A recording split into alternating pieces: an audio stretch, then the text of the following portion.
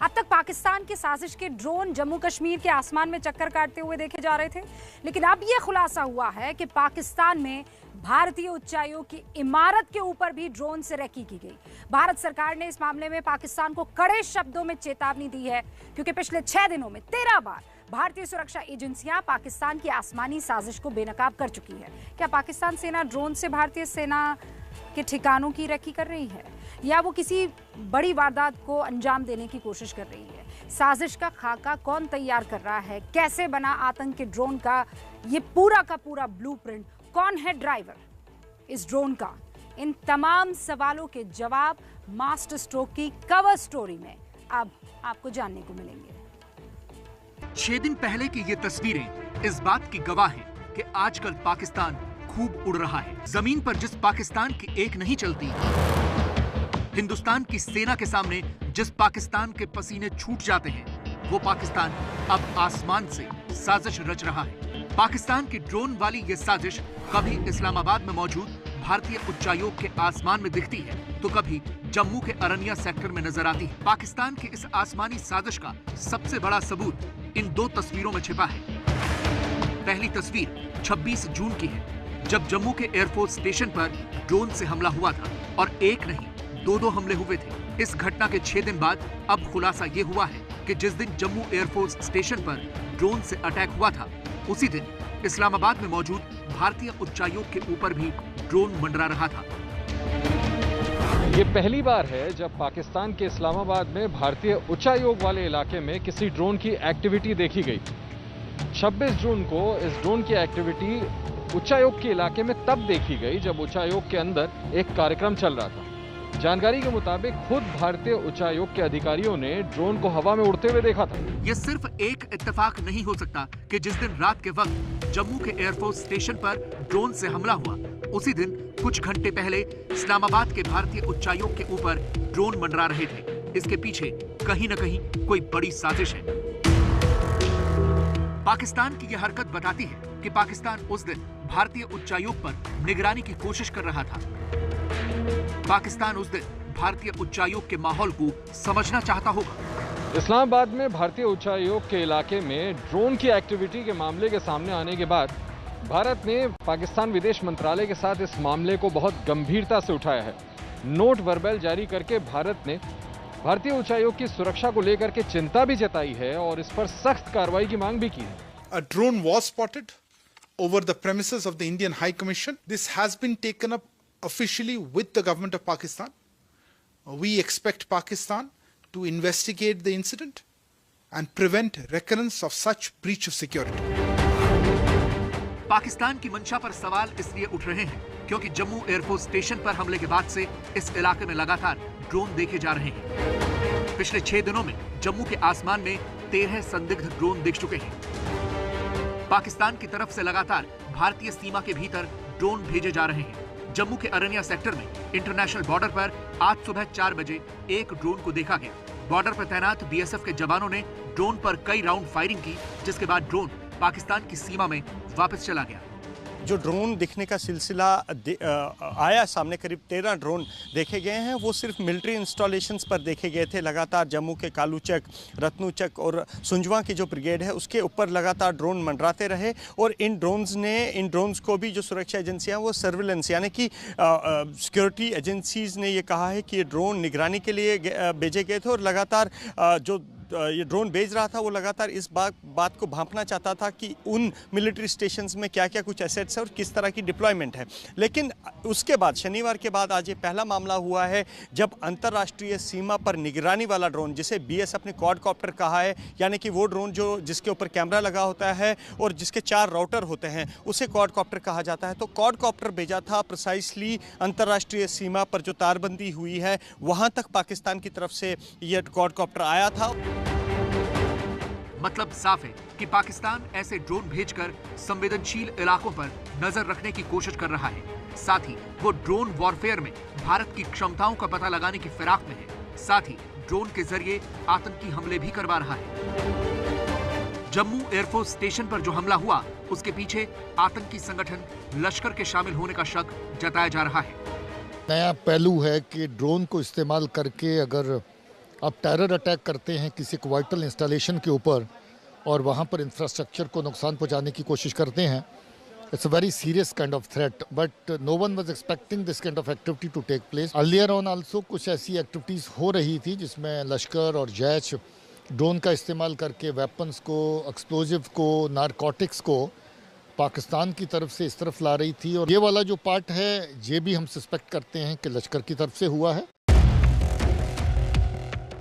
सवाल यह है कि जिन ड्रोन्स के जरिए पाकिस्तान ऐसी बड़ी बड़ी घटनाओं को अंजाम दे रहा है, आतंकी साजिशें रची जा रही हैं, वो ड्रोन कैसे हवा में उड़ता है और उसकी तकनीक क्या होती है, ये समझने के लिए हमने एक ड्रोन साइंटिस्ट से बात की।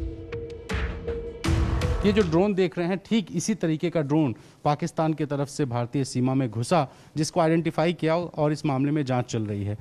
कई ऐसे ड्रोन होते हैं जो अलग अलग जगहों पर कहीं पॉजिटिव कारणों से तो कहीं नेगेटिव कारणों से इस्तेमाल होते हैं। मैं ऐसे ही एक ड्रोन बनाने वाले शख्स के साथ मौजूद हूं, जिनका ये वर्कशॉप है और इस वर्कशॉप में तमाम तरह के ड्रोन बनाए गए हैं।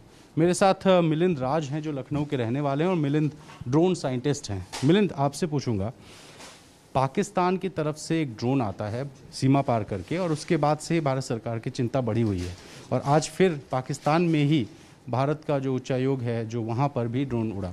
तो ऐसे में ये ड्रोन के बारे में अगर आम जनता समझना चाहे कि ड्रोन किस तरह के होते हैं, किस तरह से काम करते हैं और इसकी रेंज वगैरह होती है, तो पहले बेसिक आप बता दें। जी बेशक, ये जो अभी JNK में, जम्मू एंड कश्मीर में जो आपके बेस पे जो अटैक हुआ है IS के, तो ये एक पूरा एक इंडिकेटर है कि हम लोग फ्यूचरिस्टिक टेररिज्म यानी कि उस भविष्य में अब आ चुके हैं, उस प्रेजेंट में आ चुके हैं जहाँ पे तकनीक के इस्तेमाल से आतंकवाद होगा। तो जो ड्रोन्स होते हैं यहाँ आप देख सकते हैं, यहाँ विभिन्न प्रकार के ड्रोन्स रखे हैं, हर तरह के साइज़ के हैं, स्मॉल, मीडियम, लार्ज और एक माइक्रो साइज़ भी होता है, वो साइज़ भी है। ड्रोन्स की जो आमतौर पे जो रेंज होती है वो आराम से, अगर किलोमीटर में बात करें तो 8 से 10 किलोमीटर आराम से जा सकती है। ये रेडियो कंट्रोल की रेंज है। हालांकि अगर आप इसको चाहते हैं कि ये 200 किलोमीटर तक जाए या 250 किलोमीटर तक, तो वो भी मुमकिन है अगर आप उसको एक GPS यानी कि एक पाथ डिफाइन कर दीजिए कि जैसे इस जगह लखनऊ से हमें कानपुर तक जाना है, कानपुर से वापस एक मिशन करके लौट के आना है, तो आप उसको मैप पे कर दीजिए, तो आपको ज़रूरत ही नहीं है कि रिमोट की रेंज कितनी है। तो अगर आप हाथ में लेकर के थोड़ा डेमो दिखाएं। बिल्कुल, ये देखिए, ये और अपने इस समय सेना में ये इस तरह के इसी प्रकार के ड्रोन्स बहुत सारे यूज़ किए जा रहे हैं। हालांकि अब हम लोग इंडिजीनियस में आ गए हैं, हम लोग अपने स्वदेशी ड्रोन्स में भी आ गए हैं, तो हम लोग इससे भी बेहतर डेवलप करके अपने मेड इन इंडिया ड्रोन के आर्मी में लाएंगे। पर ये जो ड्रोन है ये इस समय सबसे ज़्यादा यूज़ होने वाला अपने डिफेंस में भी, अपने जनरल पर्पस में भी ड्रोन है। इसकी खासियत क्या है? इसकी खासियत ये है कि इसमें जो कैमरा लगा है, जैसे ये देख रहे हैं, अभी आप ये नीचे जाएगा, ऊपर जाएगा, ये देख रहे हैं, ये कैमरा, ये बेहद हाइट से आपका बहुत सारे सर्विलांस कर सकता है। जैसे कि इसके अगर इसे किसी आतंकवादी के हाथ लगा तो वो इससे एक सिक्योरिटी के जो सीक्रेट्स होते हैं वो आप एरियल मॉनिटरिंग से करके आप उसको सीक्रेट्स जान सकते हैं। ये ड्रोन कैसे काम करता है, हवा में इसे उड़ाकर कैसे दूर तक निगरानी की जा सकती है, इसे समझने के लिए हम खुले आसमान के नीचे इस पार्क में पहुंचे। अब मैं मिलिंद के साथ नीचे आ चुका हूं ये दिखाने के लिए कि आखिर ड्रोन कैसे इस्तेमाल किया जाता है और किस तरीके से इस ड्रोन से तस्वीरें ली जा सकती हैं। आप देखिए, ड्रोन अभी उड़ना शुरू हुआ है और इसको होल्ड करके रखा है मिलिंद ने। अब मिलिंद बताएंगे, मिलिंद, इसको आप कितने हाइट तक ले जा सकते हैं और इसका कैमरा जो है वो किस तरीके से काम करता है? अगर मान लीजिए इस ड्रोन को मेरे कैमरामैन को दिखाना हो तो आप क्या तस्वीरें वहाँ से दिखाएंगे? बेशक, हम आपकी तस्वीर, आप कहें तो पूरे इस एरिया यानी कि विभूति खंड की तस्वीर हम कई 100 मीटर के ऊपर से ले जा सकते हैं, 250-300 मीटर के ऊपर से ले जा सकते हैं। आप एक कई किलोमीटरों तक का कवरेज उठा सकते हैं इससे।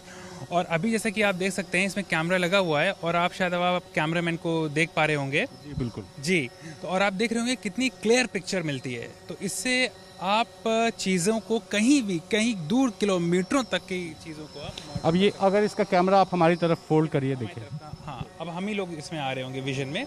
जी, आप देख सकते हैं इसमें, ये मैं और आप और मेरे कैमरामैन तीनों लोग इस फ़ोन में अभी दिखाई दे रहे हैं, तो इसकी क्वालिटी कितनी ऊपर तक अच्छी रहेगी? ये हम लोग 4K तक की जनरेट कर सकते हैं क्वालिटी। हम लोग इस पे भी स्टोर कर सकते हैं और उस पे भी। मान लीजिए ड्रोन क्रैश कर जाए, किसी ने शूट कर दिया, तो एक तरीका होता है वीडियो रिकॉर्डिंग का, एक हैंडहेल्ड DVR होता है कि एक रिकॉर्डिंग हम यहाँ भी रख सकते हैं। बहुत सारे तरीके होते हैं कुछ भी अचीव करने के। तो आप जैसे कि देख सकते हैं क्लैरिटी, स्टेबिलिटी, कितना स्टेबल उड़ रहा है, और हाइट। अब इसकी हाइट कितनी जा सकती है? हाइट इसकी बहुत ऊंची आ सकती है, 300-350 मीटर हम इसको क्रॉस कर सकते हैं। स्पीड इसकी हम मैक्सिमम ले सकते हैं 65 किलोमीटर प्रति घंटे से। अभी इसको अगर तेज़ी से ऊपर ले जाना हो तो कितनी स्पीड में जाए? अभी हम दिखा देते हैं आपको स्पीड टेक ऑफ। अब देखिएगा,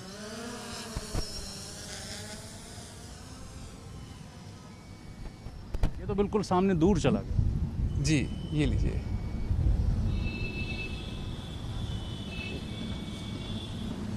ये 65 किलोमीटर प्रति घंटे की स्पीड से जा सकता है जी। और हाइट इसकी रह सकती है कितनी? 400 मीटर आराम से। तो देखिए मिलिंद ने कितने बेहतर तरीके से आम लोगों को समझने के लिए बताया कि इस ड्रोन का या बाकी कितने भी ड्रोन हो, इन सारे ड्रोन्स को आप इसका पॉजिटिव उपयोग भी कर सकते हैं और नेगेटिव भी हमने उठाकर दिखाया, सिर्फ ये बताने के लिए कि आखिर ड्रोन कैसे काम करता है। इसी ड्रोन का मिसयूज़ पाकिस्तान आजकल कर रहा है, जो बार बार ड्रोन उड़ा रहा है और इस तरह की खबरें आ रही हैं कि ड्रोन से वो अलग अलग जगहों की मॉनिटरिंग करने का काम कर रहा है। इस्लामाबाद में भारतीय उच्चायुक्त के सामने ड्रोन उड़ाकर पाकिस्तान ने जो हरकत की, वो नियमों का कितना बड़ा उल्लंघन है, उसे रक्षा जानकारों से समझिए। ये एक इंटरनेशनल लेवल पे, मैं कहूँगा यूनाइटेड नेशंस रेजोल्यूशन और ये इंटरनेशनल ट्रीटीज़ का एक सीधा सीधा उल्लंघन है, क्योंकि एम्बेसी जो होती है, एम्बेसी की जितनी वो बाउंड्री होती है, वो एक सॉवरेन नेशन की होती है। जिस नेशन की वो एम्बेसी होती है, वो उसकी सॉवरेन टेरिटरी होती है, उसके ऊपर कोई भी आप ऐसी इंट्रूजन नहीं कर सकते। जम्मू एयरफोर्स स्टेशन पर हमले के बाद से ही सरकार अलर्ट मोड में है। सुरक्षा की समीक्षा के लिए केंद्रीय गृह राज्य मंत्री जी कृष्णा रेड्डी जम्मू में BSF मुख्यालय पहुंचे, BSF और पुलिस के अफसरों से मिले। सरकार की कोशिश यह है कि ड्रोन वाले आतंक से निपटने के लिए जल्द से जल्द रोड मैप तैयार किया जाए, ताकि आगे ऐसी हर हरकत को माकूल जवाब दिया जा सके। हमने आपको मास्टर स्ट्रोक में दिखाया था कि भारत कैसे दुनिया की कुछ बेहतरीन एंटी ड्रोन तकनीक खरीद रहा है, जिसमें सबसे अहम इजराइल से लिया जा रहा smash 2000 plus anti drone system है।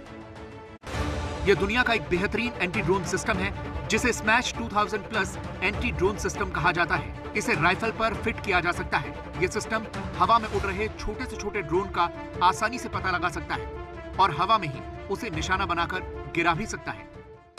हालांकि भारत के पास अपना एंटी ड्रोन सिस्टम मौजूद है, जिसे 15 अगस्त और 26 जनवरी जैसे आयोजनों में इस्तेमाल किया जाता है। DRDO के एंटी ड्रोन सिस्टम में ड्रोन को पकड़ने वाला रडार लगा है। DRDO का एंटी ड्रोन सिस्टम में सॉफ्ट किल और हार्ड किल दोनों विकल्प होते हैं। इनमें पहला सिस्टम ड्रोन को जाम कर देता है, जबकि दूसरा हार्ड किल सिस्टम लेजर तकनीक से ड्रोन को मार गिराता है। लेकिन इस स्वदेशी ड्रोन किल सिस्टम को एडवांस बनाया जा रहा है और ये काम DRDO कर रहा है। ये सिस्टम डेवलप किया था, आपको मालूम है, रिपब्लिक डे और इंडिपेंडेंस डे के समय में भी हमने डिप्लॉय किया। अभी बेंगलुरु के पास कोलार में इनका पूरा ट्रायल चल रहा है, सबको दिखा रहा है। भारत इलेक्ट्रॉनिक्स लिमिटेड को टेक्नोलॉजी ट्रांसफ़र दिया है। भारत इलेक्ट्रॉनिक्स लिमिटेड प्रोड्यूस करने के लिए तैयार है। अभी और कुछ इनपुट्स आर्म्ड फोर्सेस से जैसा चाहिए उसको करने के लिए डिस्कशन चल रहा है। DRDO एक तरफ एंटी ड्रोन तकनीक पर काम कर रहा है, तो दूसरी ओर जमीन पर दुश्मनों से निपटने के लिए भी लगातार सैन्य साजो सामान को अपग्रेड किया जा रहा है। यह शॉर्ट स्पैन ब्रीजिंग सिस्टम भी मजबूत होते भारत की गवाही देता है। LOC और LAC में आसानी से सैनिकों की तैनाती हो सकेगी और टैंकों का मूवमेंट आसान हो सकेगा। दिल्ली के करियप्पा परेड ग्राउंड पर 12 ऐसे छोटे ब्रिजों को सेना में शामिल किया गया। सेना के वाहन बेड़े में शामिल होने जा रहे ये जो शॉर्ट स्पैन ब्रिजिंग सिस्टम है, ये सेना के मैकेनाइज्ड फोर्सेस की ताकत बढ़ाएंगे। सेना प्रमुख जनरल मनोज मुकुंद नरावने ने भी आज इन ब्रिजिंग सिस्टम्स को सेना में शामिल करने के मौके पर इस बात का ऐलान किया कि इस तरीके के सिस्टम्स की कमी बहुत समय से महसूस की जा रही थी और खास तौर पर भारत की पश्चिमी सीमाओं पर जिस तरीके की नदियां हैं, जिस तरीके का टेरेन है, जिस तरीके की ज्योग्राफी है, उसमें इस तरीके के ब्रिजिंग सिस्टम के आने से सेना का डिप्लॉयमेंट न केवल तेज होगा बल्कि भारतीय सेना की ताकत भी बढ़ेगी।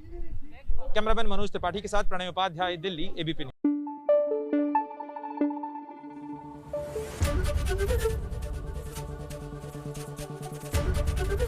एबीपी न्यूज आपको रखे आगे।